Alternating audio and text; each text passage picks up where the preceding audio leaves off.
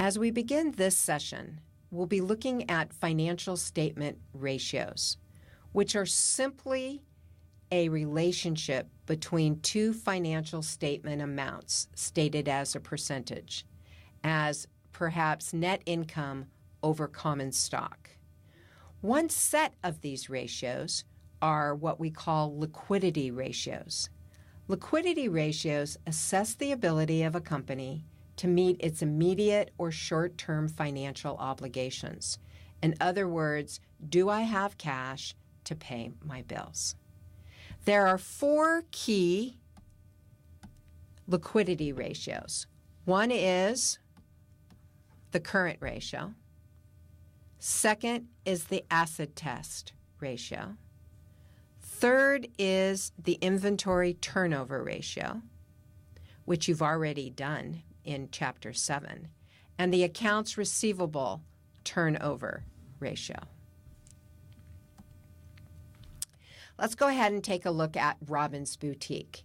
Now, in my view, the easiest thing to do is to do the calculation.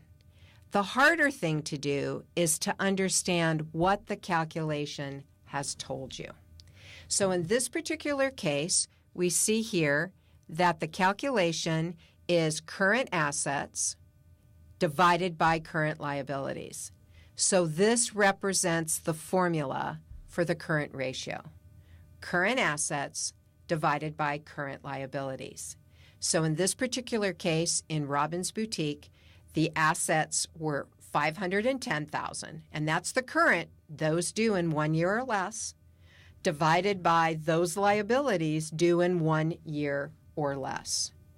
So what does this ratio tell us? In the current year, Robin's Boutique means $6.38 of current assets for every $1 of liabilities.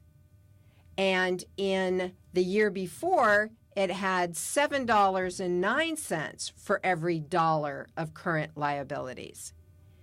Although high current ratios would appear to be good, if you are a creditor of a company, a high current ratio indicates that you are more likely to be paid, right? Because the higher this numbers means I have money left over once you pay my $1 of liability.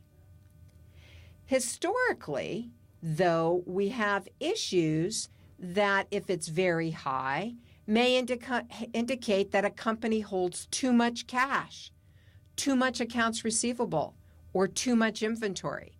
Because remember, we're looking at current assets, which includes cash, accounts receivable, and inventory. So if we have too much cash, it means that we aren't investing our cash or using it to help grow our business. Here, if we have too much accounts receivable, it means that people aren't paying us, and that actually could be a problem. Or we have too much inventory, which means we aren't selling our inventory, it's aging, and therefore we need to make more sales. Historically, a current ratio of 2.0 was considered good. However, many companies strive to maintain current ratios that are closer to 1 now. Internal managers look closely at the current ratio and its composition so they can better control levels of current assets. So again, the reason these are important, it's all about management. How are we managing our cash? How are we doing in collections of our accounts receivable? How are we managing our inventory? Are we buying the right amount? Are we pricing it enough? All of these are important in helping a company continue to be profitable.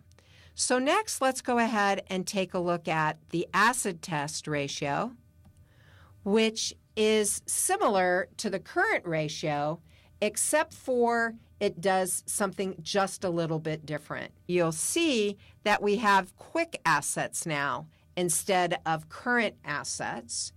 And so the quick ratio is a stricter test of the company's ability to pay its current debts with highly liquid current assets. So what the quick ratio does is it removes out of current assets inventory, removes inventory and prepaid assets, takes those out because they're saying, you know what, they aren't as liquid as we need them to be. And then that becomes the quick asset amount. So what we have is we have current assets in the quick ratio, and it's current assets minus inventory minus prepaids. I'm just going to do PP equal the quick assets. And then here you can see it's changed like almost 50% in both situations. And you can see that Robin has unusually high quick ratios. Unless management has good reasons for holding excess cash, Robin should probably try to convert its excess cash into assets generating higher returns. So that could be inventory, it could be equipment, and so forth. And so again, the quick ratio, if it's less than 1, would be a concern to both creditors and internal managers. Because remember, less than 1 means then less than $1. And that would make creditors very, very nervous. But what you can see here is that, you know what, Robin? Let's go ahead and see what we can do with our cash. So these ratios are very important to managing our business. So now we're going to go ahead and take a look at a ratio. It's called cash flow from operations to current liabilities ratio. What I want to talk about, and the reason we're going to talk about this ratio, which was not mentioned on the previous slide, is that the current ratio and the quick ratio have two major weaknesses. The first is that all debt payments are made with cash, whereas current assets include non-cash assets. For instance, we talked about trademarks, goodwill. The second is that both ratios focus on liquid and current assets at one point in time. In other words, as the balance sheet date. However, cash, inventories, accounts receivable, and other current assets change over the course of the year. For these reasons, the amount of cash flow from operations, from the statement of cash flows, is sometimes used as the numerator in a ratio with an average balance of current liabilities in the denominator. Average current liabilities are computed here by taking beginning plus ending, and that's beginning liabilities plus ending liabilities divided by 2. That gives us our average. Okay? And then what we have computed here, and this number, this comes from the cash flow statement. Okay? So it appears in this particular case that Robin is generating sufficient cash from operations to pay current obligations. So in other words, what this is telling us is for every $1 of liability, we have $1.74. So when we pay that $1, we'll have 74 cents left. So every $1 of liability, we have $1.74 of operating cash. So we have more than enough money to be paying our particular bills. Next, we're going to talk about the accounts receivable ratio. And you're going to find that this looks very familiar to the inventory turnover ratio that we did. And so in this particular case, we're using accounts receivable. And so this formula is net credit sales. Okay. You'll either get that or you'll get that off of your income statement, okay, divided by average accounts receivable. What this particular turnover ratio tells us, it's the best measure of efficiencies, again, efficiencies of our collection process, of receivables. Okay? It's one of the best measures of this. So if we go back to the formula a minute, remember it's net credit sales divided by average accounts receivable. So how do we find the average accounts receivable? Just like how we found the average current liabilities in the previous ratio. We take beginning accounts receivable balance plus the ending accounts receivable balance, and then we divide it by 2. And that's how we end up with the average accounts receivable. Management analysis of accounts receivable is very important in monitoring our collection and our credit granting policies. Robin's Boutique here sold on account and subsequently collected accounts receivables almost 6 times during the year. And that means that they collected them almost, if I'm rounding up, 6 times during the year. And that is during the year, and that is 100%. Okay? That's what this ratio is telling us. So they're collecting their receivables at least 6 times. So this is looking pretty good, like they're doing a pretty good job on collecting their receivables. Now what we want to do is we want to take this accounts receivable turnover ratio and we want to go ahead and look at the number of days of sales in receivables. So if we take a look at this, we're going to see the formula for number of days of sales is we take the number of days in the period. So we're always going to use 365 days. And in this case, we're going to divide it by the ratio that you just learned how to calculate on the previous slide. So we take that ratio that we came up with, and we divide it into 365 days.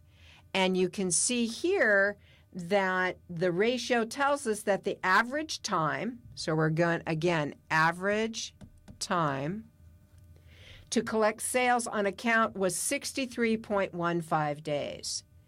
In the prior year, it's 65.18 days.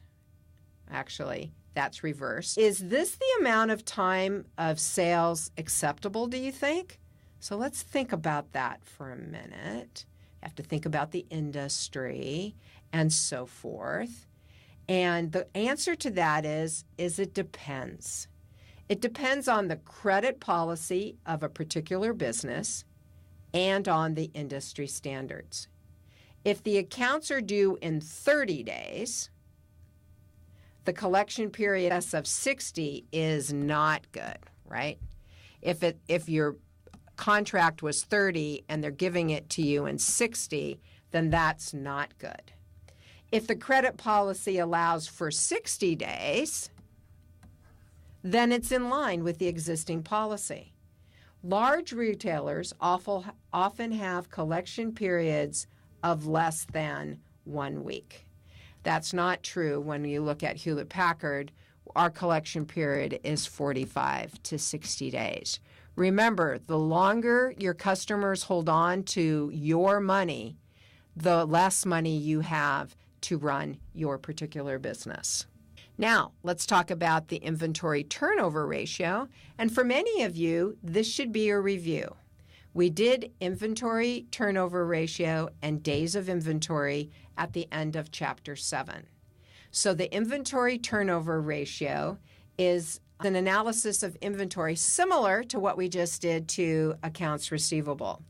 These ratios tell us on an average, Robin's Boutique bought inventory and then subsequently sold it 2.33 times in the prior year and 2.27 times in the current year. Determining whether inventory turns are good is totally dependent on the industry and the company's standards. So this is telling us that we bought inventory and then we sold it twice a year. I don't know. That doesn't sound so good to me. Again, a reminder of what the calculation is cost of goods sold divided by average inventory. A reminder of what that is. Beginning inventory balance plus ending inventory balance divided by 2. Only turning your inventory twice a year sounds a little light for me for a clothing business. So let's see what the days of inventory look like. So another way to look at the inventory is the inventory turnover is to calculate the number of days inventory is held before it's sold. 365 days divided by the inventory turnover, which was on the previous slide, gives us for Robin's Boutique, 161 days approximately and 157 days. So what we're seeing on average, Robin is holding their inventory over 150 days. So almost a half year, right? Low turnover ratios and a corresponding high number of days in which inventory is held for sale can direct management's attention toward a variety of problems, including, do I hold obsolete inventory? Do I need to scrap it or get rid of it? Is it priced wrong? Do I have the wrong inventory? Lots of things. If I was looking at this business, both of these numbers aren't acceptable because I have paid for that inventory and I'm waiting to sell it. And it's just like rotten eggs. It just sits there and ages and gets old before its time, and you need to move your inventory. So this would be an area that I would advise Robin to really go take a look at in my quest to make her more profitable. So the next ratio we're going to look at helps us understand both the inventory and the accounts receivable. And I think you're getting a gist here that we can't just take one ratio isolated. We have to look at all of them and see what the story is that they're telling us. So the next ratio that we're going to take a look at is the cash to operating cycle ratio. The cash to cash operating cycle ratio measures the length of time between the purchase of inventory and the eventual collection of cash from sales. So it takes both our accounts receivable and both our days of inventory numbers, okay? So on an average, it took Robin 219 days and 2011, and 225 days or 226 days in 2012, days in the current year to turn purchased inventory into cash. That is way too long. You can see how good this ratio is and what it tells you as a manager of the business. So what you're doing is you're taking the number of days